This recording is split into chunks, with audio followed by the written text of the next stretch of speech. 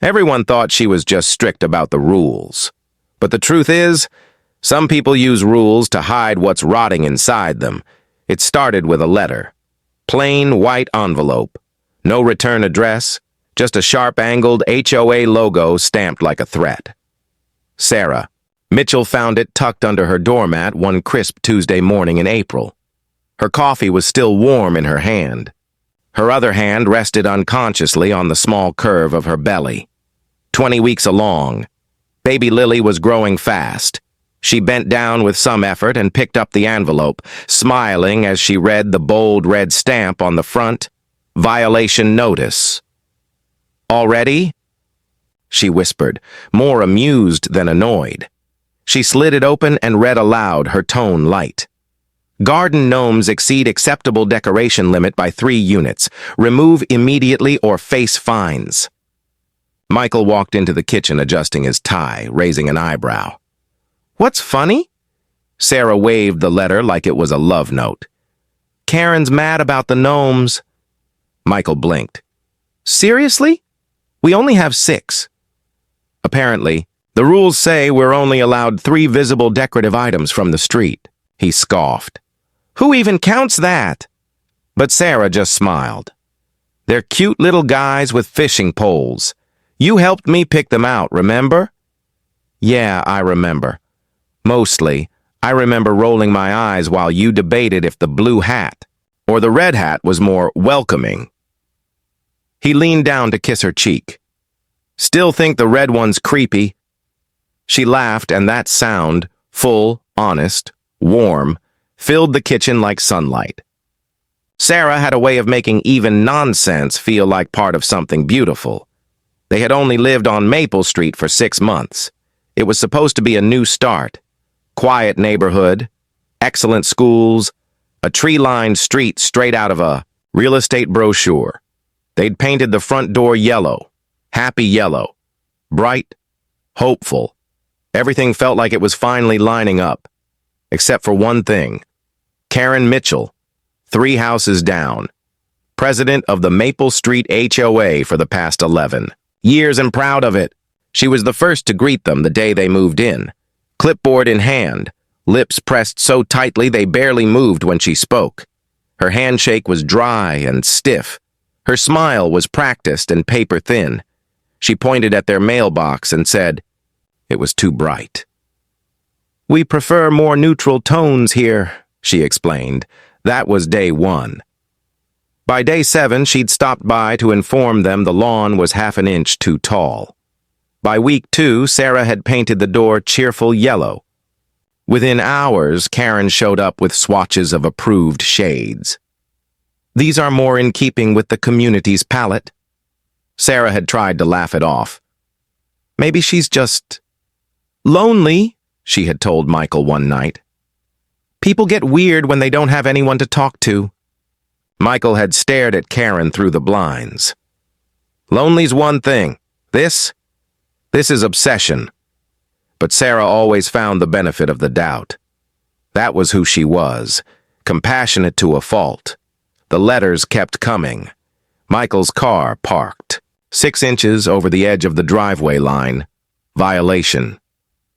Sarah's soft yoga music at 10 a.m. Noise complaint. A towel drying on a back porch chair. Unapproved use of outdoor space. They started joking about it, called it the HOA Olympics. Who would win gold for worst wind chime offense? But beneath the jokes, something darker began to settle in Michael's gut. Karen wasn't just enforcing rules. She was watching them, measuring their life like a jealous god from behind her curtains. Every time Sarah laughed in the garden, every time Michael kissed her goodnight on the porch, Karen's blinds would twitch. Always watching, then came the curtain complaint. Curtains are too bright, the letter said. Disrupt the harmony of neighborhood aesthetic. Michael almost laughed until he realized she had to be staring into their windows to even know what color the curtains were. We need to report this, he said. Sarah, even then, hesitated. It's just, she's particular. No, Sarah, this is stalking. but Sarah placed a calming hand on his chest. She's lonely. Maybe she just doesn't know how to handle other people's happiness. Michael wanted to believe that. But part of him, the part that watched Karen photographing their lawn from across the street at 7 a.m., knew better. When Sarah's belly grew more visible, the letters became almost daily. A hose slightly uncoiled. A planter out of place. Grass clippings on the sidewalk. It wasn't about rules. It was about joy. Karen couldn't stand the sight of it. Michael found himself angry more often. Not just annoyed. Angry. Angrier than he'd ever been in his life. He'd lie awake at night, holding Sarah while her heartbeat fluttered under his hand, and think of ways to fight back. Call the board. File a harassment report. Get a restraining order. But every time he brought it up, Sarah would just smile softly and say, "Once the baby comes, she'll back off. She'll see we're a real family." He knew better. Karen didn't want to see a family. She wanted to destroy one. The baby. Shower was Sarah's idea. Nothing extravagant. Just good food, laughter, pastel decorations. Something simple and joyful. Michael was reluctant. "You really think she's going to let that slide?" Sarah touched his cheek and smiled that way only she could. The smile that made everything else in the world fade away. "She doesn't have to let it slide. It's not hers to control." The invitations went out.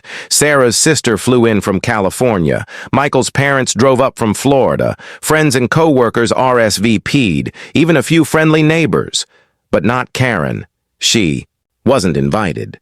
Sarah had quietly decided that line had been crossed. This wasn't a woman who needed kindness anymore. This was a woman who needed distance. The morning of the baby shower, everything shimmered with quiet joy. Pink and blue balloons danced from tree branches. White cloth tables lined with flower, centerpieces, streamers curling from the porch. The sky was bright, but not hot. A warm breeze rustled the trees, like the world itself had paused to say, "Today is sacred." "You look radiant," Michael whispered, clasping the necklace around her neck. Sarah turned slowly, her white dress flowing like cloudlight around her belly. She touched it lovingly. "Can you believe we're going to be parents in just 2 months?" Michael kissed her forehead. "I still don't know how to change a diaper." "You'll learn," she smiled. "You always do." By noon, the backyard buzzed with laughter and clinking glasses.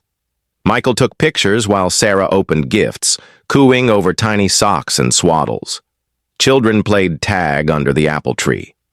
Someone played soft music from a speaker. It felt like life in its purest form. And just across the street, behind a second-floor window, Karen Mitchell sat, alone, watching. She hadn't moved all morning, hadn't spoken, hadn't blinked. Her living room was dark except for the flickering of sunlight across the wine glass in her hand. Her grip was tight, knuckles pale.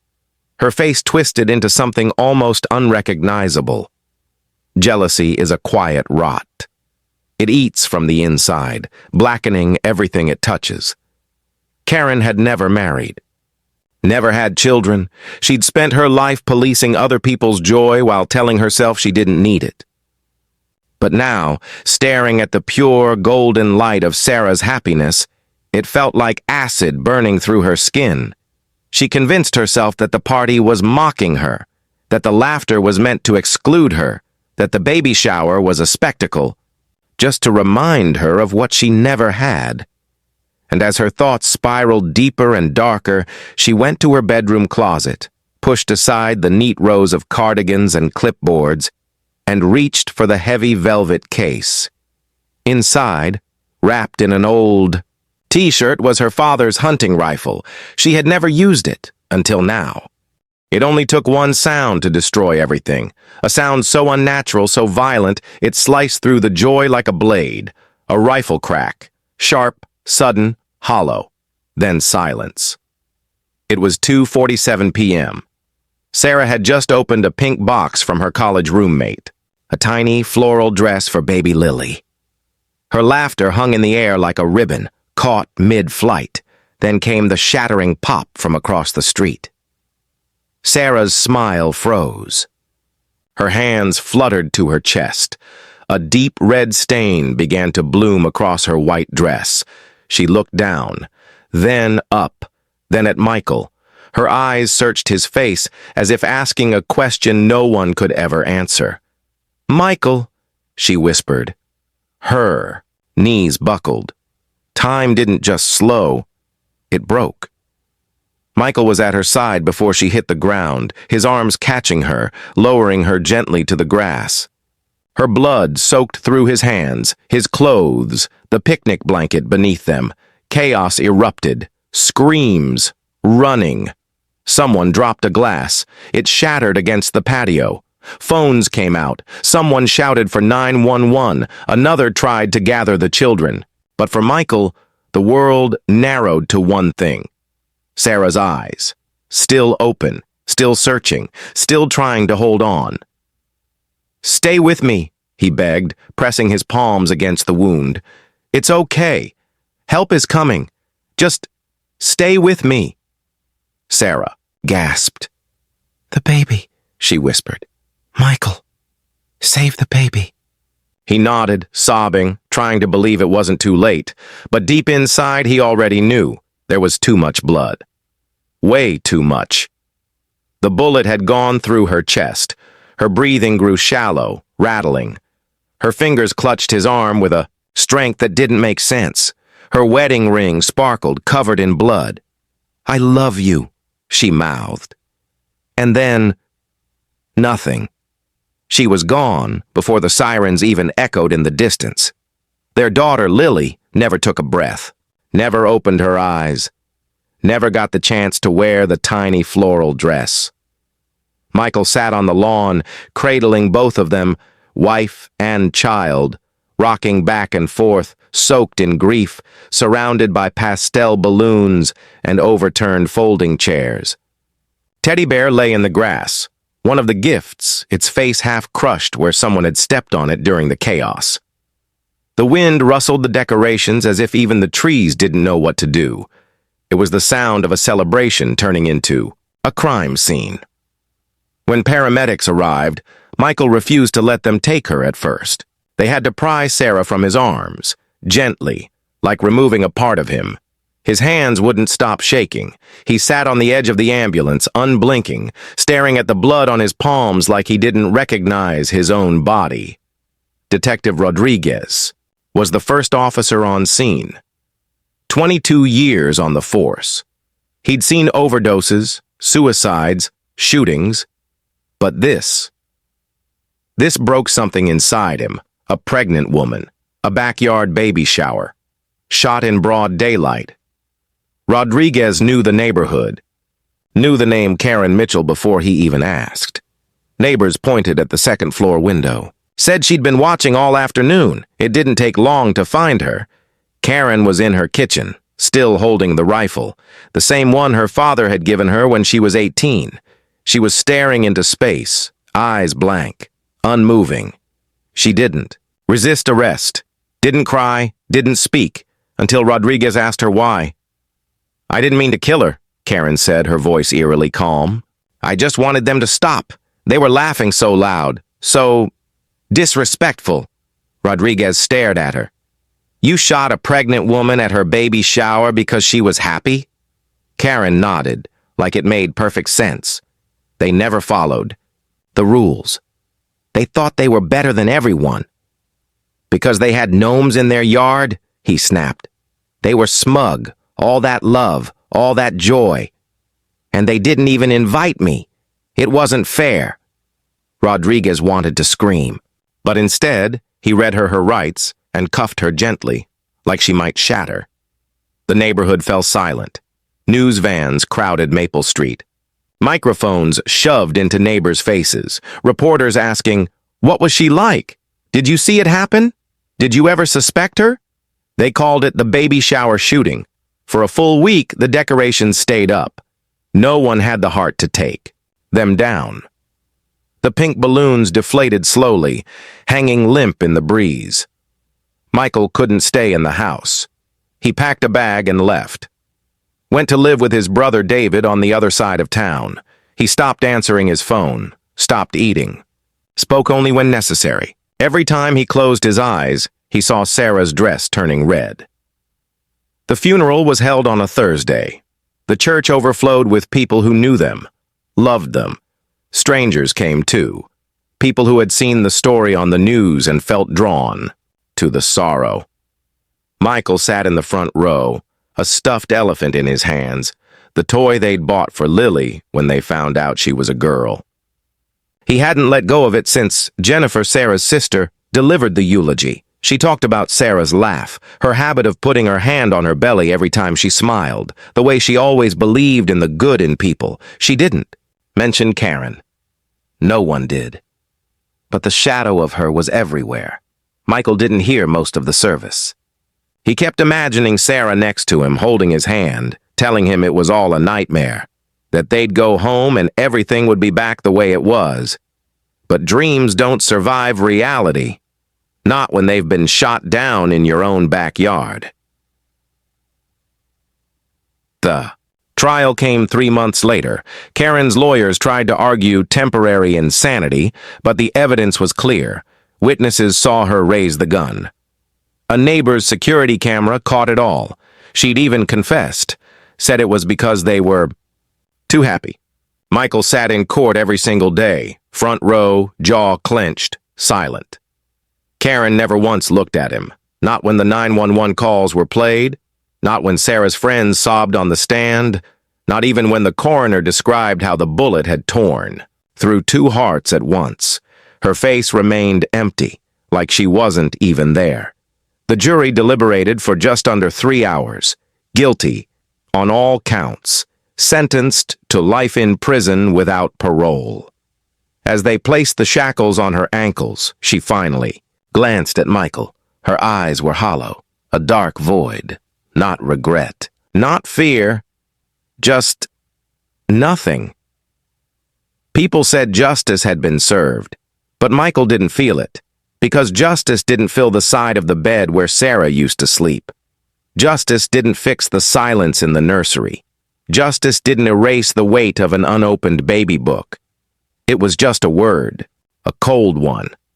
He sold the house a month later, packed it up room by room. Sarah's mug, her journals, the half-knitted blanket she'd been making for Lily. Each object was a landmine. He didn't take much with him, just the stuffed elephant. And the wedding photo from the hallway. He moved into a small apartment on the edge of the city, took a leave from work, stopped answering messages. Grief isn't loud, it's slow, quiet, creeping. It changes the temperature of everything. Michael drifted for weeks, then months. His brother begged him to talk to someone, a therapist, a pastor, anyone. But Michael didn't want healing. He wanted to wake up and find her breathing beside him again. Instead, he drank, not heavily, just enough to blur the edges, enough to sleep without dreaming. But one day, in a bar not far from the prison where Karen was held, he met a man, ex-military, scarred, quiet. Name was Tony, and Tony asked a question that would change everything. You ever think about making her feel what you felt? You ever think about making her feel what you felt? The question landed like a slow explosion inside Michael's chest. He didn't answer at first. He just stared at Tony, this grizzled stranger with the kind of face that had clearly seen war and loss and things people don't come back from. Michael wasn't drunk, not fully, not enough to pretend he didn't understand what was being offered. Tony leaned back in his chair, sipping his beer. I've been inside that prison, he said. That woman, Karen, people know what she did. Word spreads fast in there. Michael's throat tightened. What are they saying? That she killed a pregnant woman, a mother, that she smiled, while they dragged your wife's body away. Michael didn't correct him. She hadn't smiled, but she hadn't cried either. Tony continued, his tone casual. You want her to suffer? That's something that can be arranged. Michael said nothing, but his silence was agreement. Tony studied him. I know people. People who can send messages. People who understand fear better than anyone. Michael's hand closed slowly around his glass. It wasn't a fantasy anymore. It wasn't a thought. It was a plan. Over the next few weeks, Michael met with Tony in quiet places. Truck stops, diners, parking lots outside closed auto shops. Always at night. Always with the engine running. Tony introduced him to another man. Victor. Victor didn't smile. Didn't speak much either. He had gray eyes and a calm that didn't feel human. He moved like someone who'd been around violence his whole life. Not shocked by it, not drawn to it. Just used to it. He asked one question. What do you want her to feel?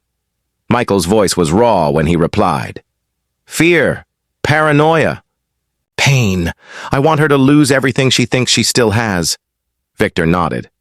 That can be done. How much? Victor named a number that should have made Michael blink. It didn't. He had more money than he'd ever planned to have. The insurance payout, the savings, the money meant for Lily's future, for a crib, for college, for birthdays. It sat untouched. Monument to the life that never happened. I'll pay, Michael said. Victor explained everything. Prison had its own rules, its own currency, its own kind of justice. There were inmates who could be paid, guards who could be bribed, systems that could be manipulated. Karen Mitchell wasn't just hated, she was vulnerable, middle-aged, alone, no affiliations, no power, no allies, and worst of all, everyone inside knew exactly what she'd done. People in there don't forget a baby shower shooting, Victor said. Even murderers have standards. It would start small, psychological, subtle, no bruises, no fingerprints. But enough to unhinge her, to unravel her mind until fear replaced logic, until Karen lived the same hell. Michael woke up in every day. The first message came on a cold Tuesday night in November. Karen returned to her cell after dinner to find a photograph on her pillow, a glossy print. It showed Sarah, alive, smiling at the baby shower, mid-laughter, her hand resting on her belly. On the back of the photo, in bold block letters, remember her name, Sarah Mitchell. You killed her. Karen stared at the photo for a long time, her hands trembling. She ran to the bars and shouted for a guard. Officer. Martinez arrived. Someone got into my cell, Karen said, her voice cracking. This was on my pillow. Look. Martinez studied it. You sure you didn't bring that in yourself? I don't have pictures like this, she screamed. Someone put it there. Martinez shrugged. Cell was locked. Nobody logged access. Then, they picked the lock. Or bribed someone. Don't you see what this means? Martinez raised an eyebrow. Maybe you're just stressed. You've had a rough transition. Karen didn't sleep that night. Every creak in the hallway felt like a footstep. Every shadow looked like revenge. A week later, she found something else. Scratched into the concrete wall beside her bed. Words gouged deep. Lily never got to. Be born! Karen screamed so loud the entire block heard it. This time, even the guards looked shaken. Officer Johnson ran his fingers over the scratches. What the hell? I didn't do this, Karen sobbed. Someone is tormenting me. Someone wants me dead. Maybe you should have thought of that before you pulled a trigger, a voice muttered from another cell. Karen curled into the corner of her bed, clutching her knees, shaking. They moved her to a different cell. Didn't matter. The notes kept coming.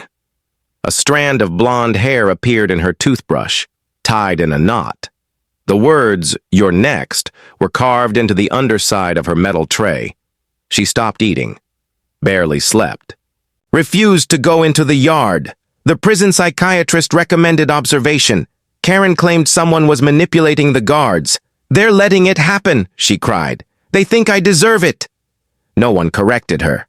Not even the guards. Because, deep down, they agreed. Michael received updates from Victor every 2 weeks. He never asked for proof. He didn't need it. He could feel it. Karen's fear was like a balm on his shattered soul. "She's unraveling," Victor said over the phone one night. "Exactly how you wanted. Scared, shaking, begging for protective custody." Michael sat in the dark, staring at a photograph of Sarah, the one he kept on his nightstand, beside the stuffed elephant. "She deserves worse," he whispered. Victor paused. "How far do you want to take this?" Michael didn't answer right away. He thought about Sarah, not in the hospital, not in the grave, but in the garden, smiling, glowing, forgiving.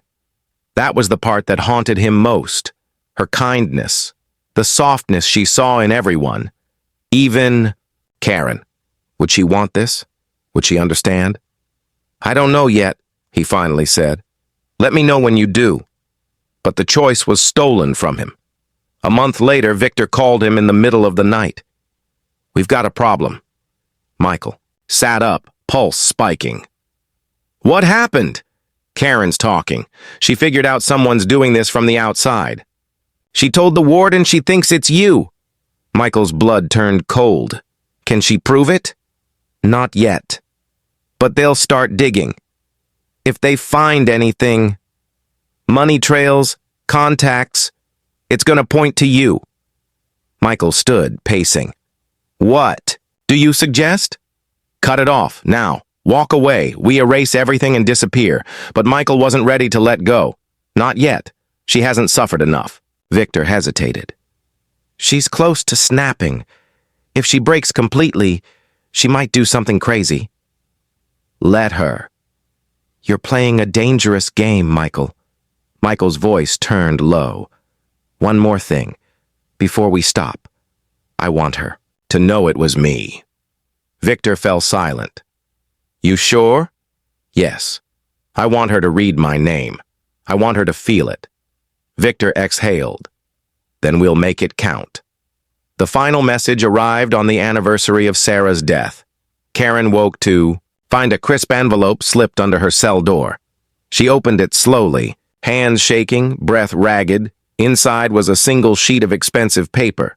The handwriting was clean, precise. "Dear Karen, my name is Michael Mitchell. You killed my wife Sarah and my unborn daughter Lily. You destroyed my life because you couldn't bear to see us happy. Every sleepless night you've had, every shadow that made you jump, every moment of fear. I arranged it. You live in fear now because I chose not to forgive you, and I hope you never sleep peacefully again. This is justice, not the kind that comes from a courtroom, the kind that comes from a husband who lost everything. Remember, Sarah. Remember Lily, every day, every hour. This is your sentence." Michael Mitchell Karen dropped the letter. Then she started to scream. She screamed until her throat bled, until guards rushed in and sedated her, and even then her eyes kept darting to the corner, waiting for more shadows to arrive. They called it justice. Neighbors said it. The judge said it. Even reporters used the word justice served, justice found. But Michael felt none of it. Not when Karen was sentenced. Not when the final letter made her scream like an animal in a cage. And not now, as he sat alone in the apartment he'd never planned to live in, the air heavy with a silence that never left. Sarah's photo stared at him from the nightstand.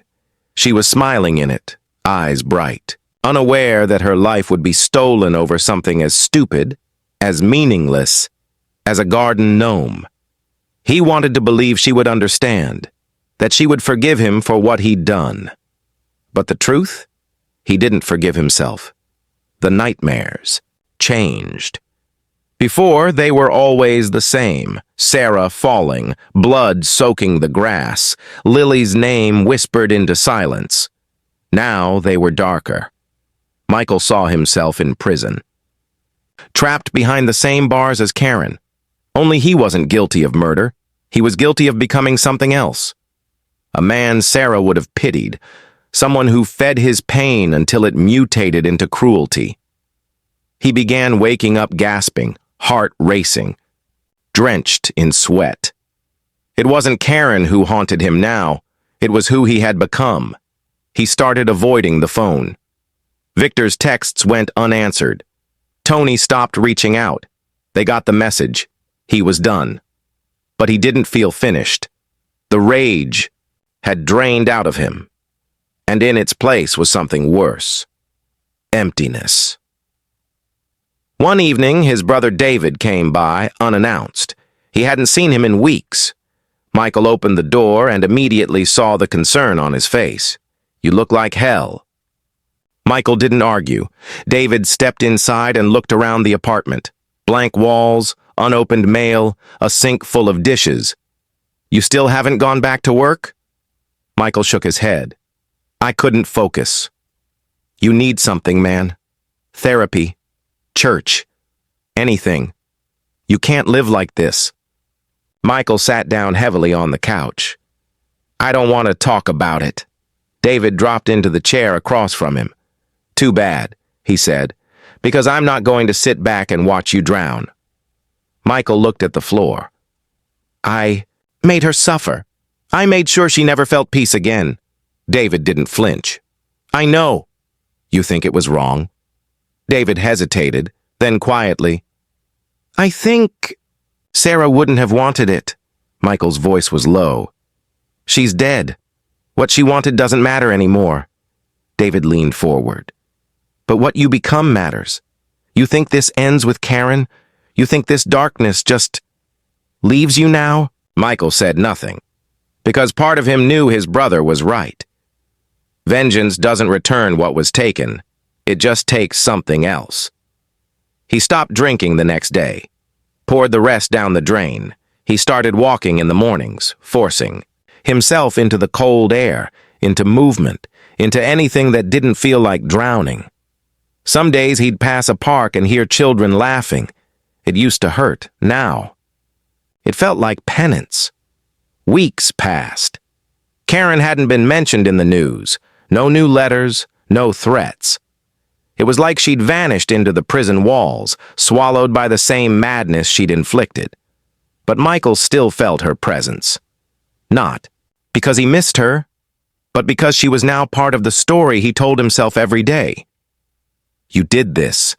You made her fear you. And now what's left? He picked up carpentry again. Not professionally. Not yet. Just small things. A shelf, a birdhouse.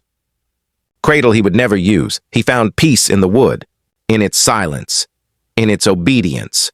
When nothing else in his life made sense, building things did. He was still broken, but the work gave the pain a place to go. Then, one Sunday afternoon, something happened that he hadn't expected. A woman knocked on his door. He almost didn't answer. But something, curiosity maybe, pulled him to the peephole.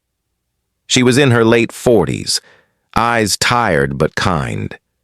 She held something in her hands, a framed photo. He opened the door slowly. "Michael Mitchell?" she asked. "Yes? I'm sorry. This is strange. My name is Elaine. I'm Sarah's old piano teacher, from before you two met." Michael blinked. "I saw the story," she said, her voice soft. "And I just wanted to give you this." She handed him the frame. It was a photo. Sarah, no older than 16, sitting at a piano with a messy braid and a proud smile. Michael swallowed hard. "I didn't know anyone still had pictures of her from back then," he said. Elaine nodded. She was special. Always saw the good in people. Always believed pain could be transformed. Michael stared at the photo. "Thank you," he whispered. Elaine touched his arm gently. "I don't know what you're carrying, but I do know Sarah, and I know she would want you to forgive yourself." Tears welled in Michael's eyes. "I'm not ready." "You may never be," Elaine said. "But love doesn't end with tragedy. It waits. It lingers." And with that, she left. That night, Michael placed the new photo beside his bed, next to their wedding picture, and for the first time in months, he slept. No dreams, no nightmares, just silence. And when he woke up, the world didn't feel quite as heavy. Karen, meanwhile, had become a ghost behind bars. She was transferred to the psychiatric wing after another breakdown. The guards stopped listening to her complaints. Inmates stopped speaking to her. She spent her days muttering in her cell, clutching a pillow like a child, whispering names that no one else understood. Lily, Sarah, Michael. Everyone thought she was just mentally unwell, but she knew the truth. She knew what was done to her wasn't random. She knew Michael had been behind it, but she couldn't prove it. The letter was long gone. Her word meant nothing, and no matter how much she screamed it, no one believed her anymore. She lived in a permanent state of fear, flinching at sounds, refusing meals, whispering to shadows.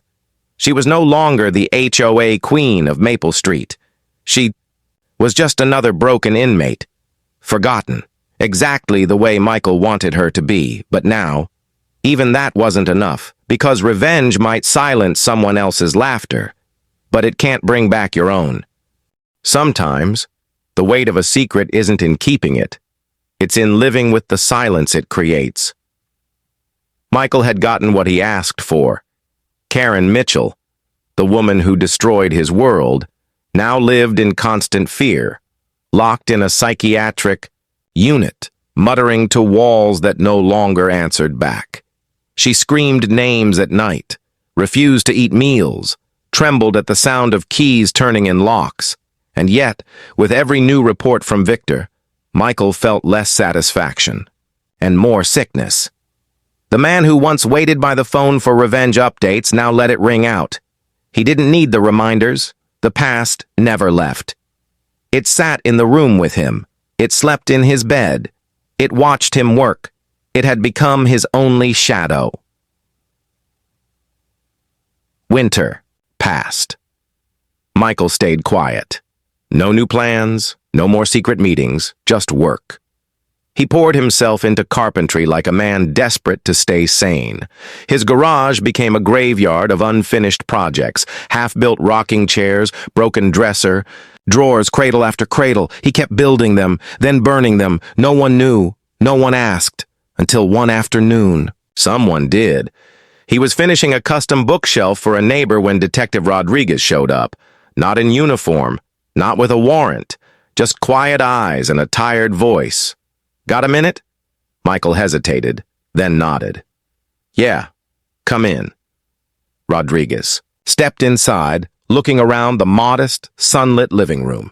"You've been off the radar." Michael offered a shrug. "Nothing to report." "Right," the detective said. "Except that Karen Mitchell filed an internal complaint from the psych wing. Claims someone's been harassing her from the outside." Michael's jaw tightened. "She's paranoid. That's why she's in there." Rodriguez didn't blink. "She says it's you." Silence stretched. "I told the prison board it was nonsense," Rodriguez added. "But when someone screams your name every day for 6 months, eventually people start asking questions." Michael forced a laugh. "You think I'm responsible for her unraveling?" Rodriguez didn't answer. Instead, he looked around the room, saw the untouched mail, the fading pictures, the untouched coffee mug on the kitchen counter. He sighed. "Listen, I've seen what grief does to people. Hell, I watched you hold your wife's body on the lawn. I get it. But if there's something you've done, anything that could come back on you, now's the time to make it right." Michael didn't speak. Not because he didn't want to, but because he didn't know how. Rodriguez studied him for another long moment, then dropped a card on the table. "Just in case," he said, "before this becomes something else." And then he left. That night, Michael barely slept. He kept seeing Rodriguez's eyes, the way they weren't angry, just tired, disappointed. He thought about Victor, about Tony, about the money trail he'd hidden so carefully through shell accounts and third parties. It was airtight, wasn't it?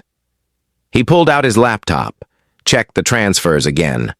Everything was clean, disconnected, invisible. Still, it didn't feel like safety. It felt like a fuse waiting for a spark. A week later, Victor called again. "Rodriguez is sniffing," he said, quietly. "But he's asking the right people." Michael's heart sank. "Can it be traced?" "No. But the pressure's building. It might be time to disappear. Shut it all down." Michael rubbed his eyes. "I already did." Victor's tone shifted. "No. I mean really disappear. New number, new place. Change your name if you have to. I'm not running." "Then start praying." Click. Michael sat alone in the dark. No TV, no music, just the sound of the heater ticking as it struggled to warm the room. He thought about the trial, about Karen's empty face as the jury called her guilty, about Sarah's final breath, about Lily's nursery, gone, erased, and now, maybe, for what? What had he actually won? A shattered woman behind bars, a life spent looking over his shoulder? He had become what Karen was, trapped in obsession, poisoned by envy. He just wore it better. The next day, he drove to the cemetery. It was quiet. Cold wind, bare trees, frost clinging to headstones. He knelt by Sarah's grave and placed a new lily. Fresh, white, beautiful. "I might be next," he whispered. "Rodriguez knows. Maybe not everything, but enough." He swallowed hard.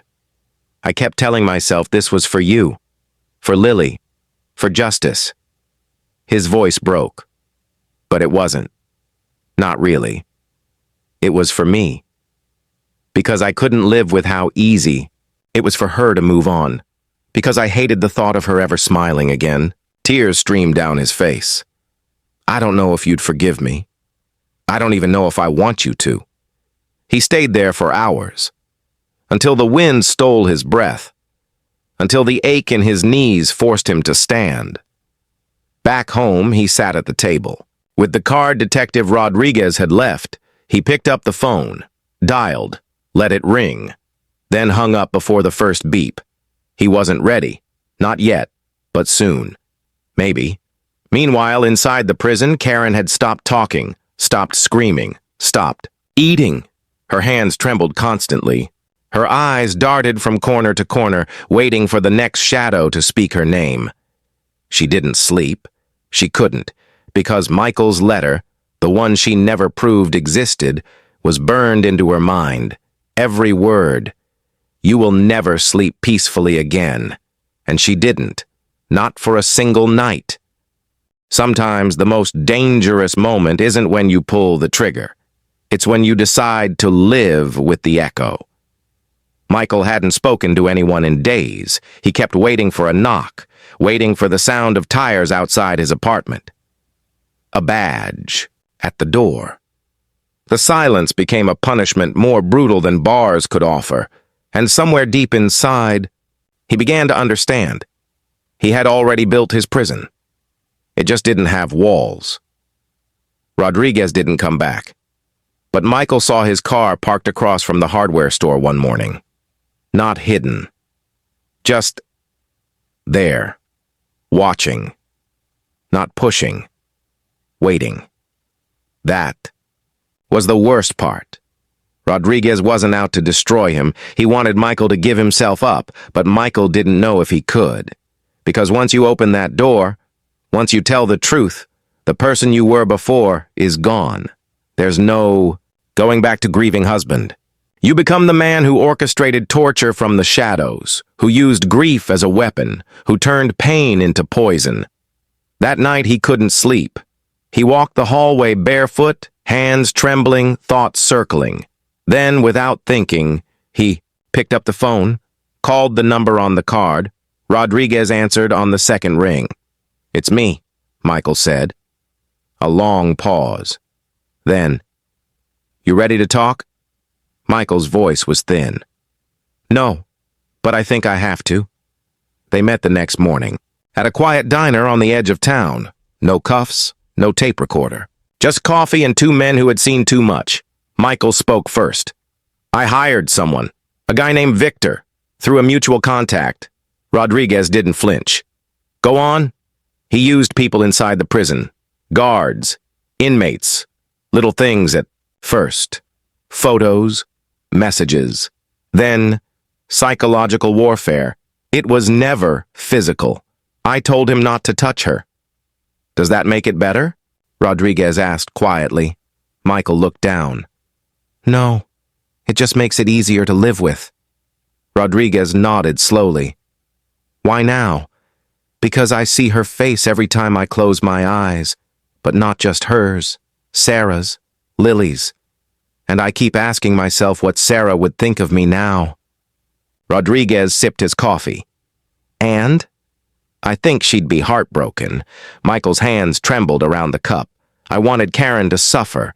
I wanted her to feel fear, but I didn't want to become her. I didn't want to rot the way she did. You're not her, Rodriguez said softly, but you're closer than you want to admit. They sat in silence for a long time. Then Rodriguez exhaled. I should arrest you. Michael didn't argue, but I won't. Michael blinked. Because if I open this case, if I dig into Victor, into these shell accounts, more people get hurt. And the truth? Karen's already serving a life sentence.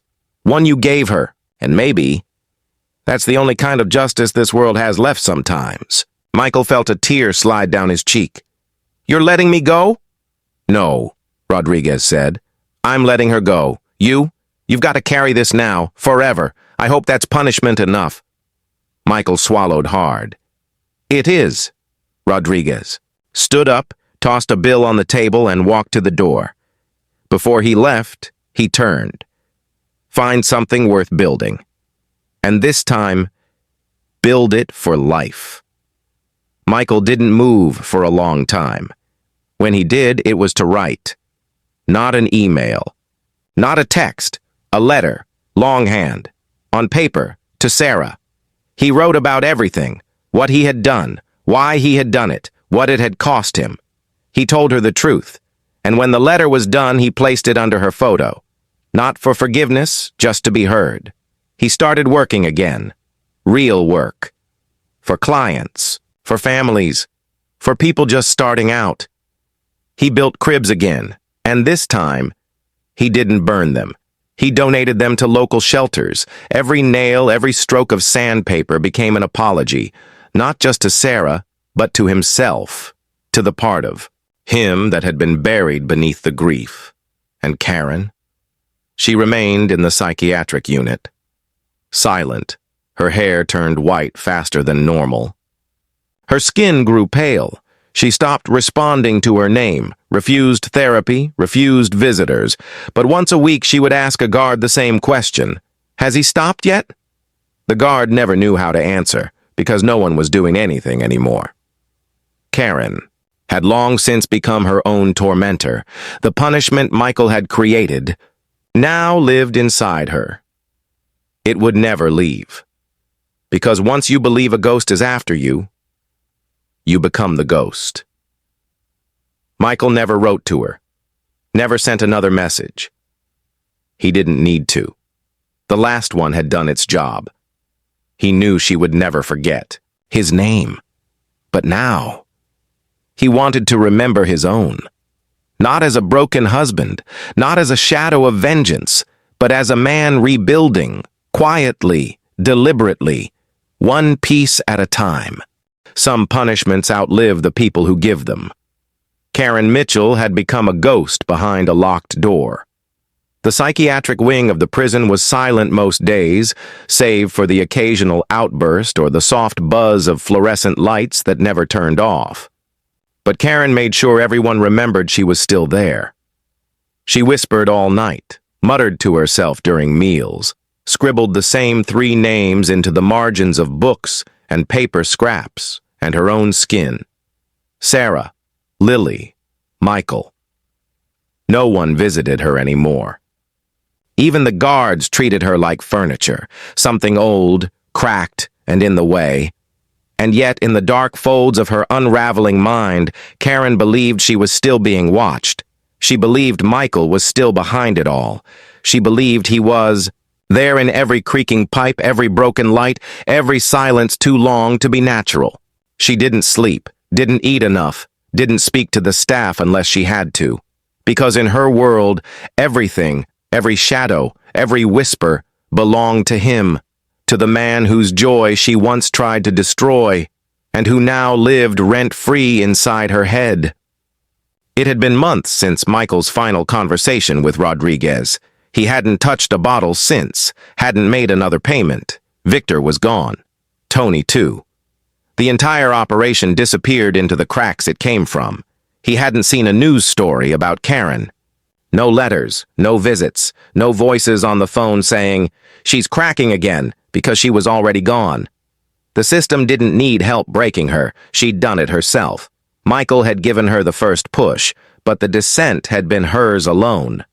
Still, something inside him couldn't let go, even now, even after everything. That spring, he drove 3 hours to the prison. He told himself it was just curiosity, closure, something symbolic. But part of him, the part still bitter, still hollow, wanted to see her. Wanted to look her in the eyes and say, "You didn't win." The guard at the front desk raised an eyebrow. "You sure you want this?" Michael nodded. "I won't let her touch you. But you might not like what you see." Michael followed him down the hallway. The walls smelled like bleach and fear. Each step echoed too loud. When they reached the observation cell, the guard tapped the glass. "Hey, Mitchell." "Visitor." Karen didn't move. She sat in the corner, knees pulled to her chest, arms wrapped around herself like a cage. Her hair was thin, her eyes bloodshot, and when she looked up, it took her a full 10 seconds to recognize him. When she did, her lips parted like she was about to scream. But nothing came out.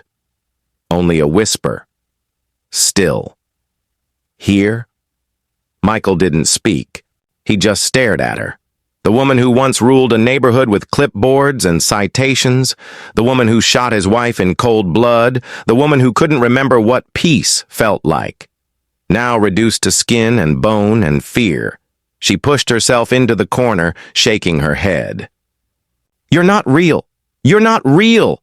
You stopped. You said you stopped." Michael stepped closer to the glass. He didn't know what he wanted to say. He'd rehearsed lines in the car. "You deserve this. This is justice. I hope you rot." But none of them came out. Instead, he looked at her. Not as the monster who took Sarah, but as the broken, small thing she had become, a prisoner of her own mind. He leaned in and whispered, more to himself than to her, "I stopped a long time ago." Karen's eyes widened, then darted around the room like she was expecting someone else to appear. "Liar," she whispered. "You never stop. You're always here." She began to rock, whimper, mutter Sarah's name like a curse. The guard put a hand on Michael's shoulder. "That's enough." Michael nodded and walked away. On the drive home, he didn't feel triumph. He didn't feel relief.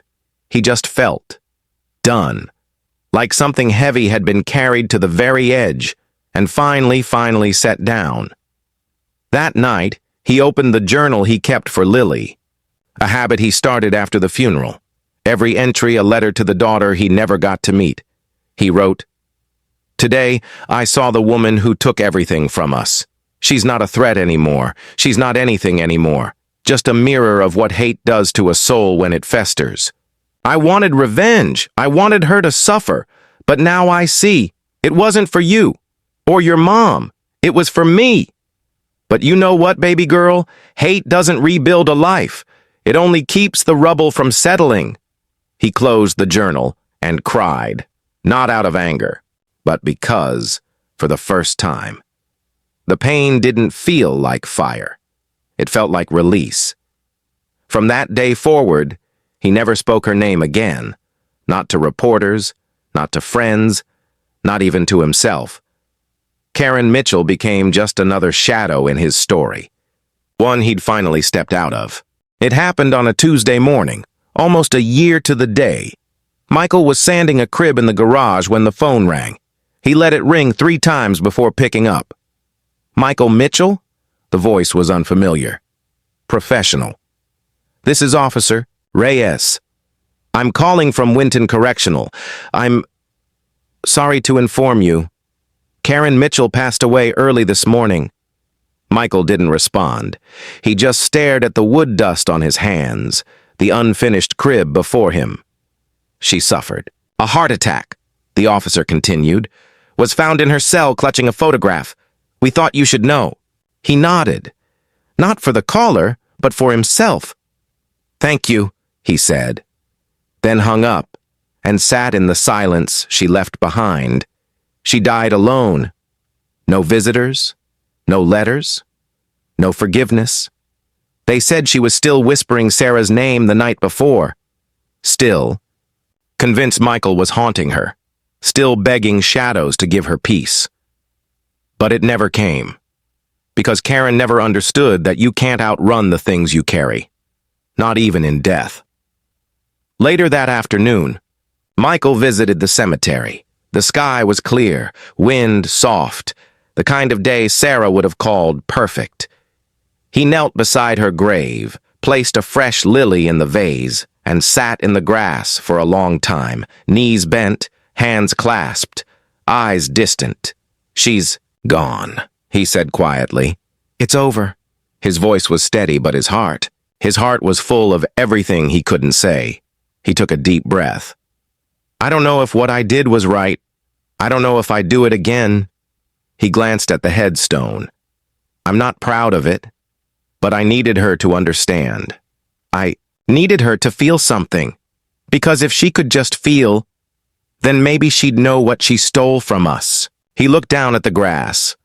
I know you wouldn't have wanted it this way. You were always better than me, softer, braver. You believed in people even when they gave you every reason not to. He ran a hand across the marble. But you don't have to carry it. I do, and I will. For both of you. That evening, Michael lit a candle in the nursery. Not for mourning, for memory.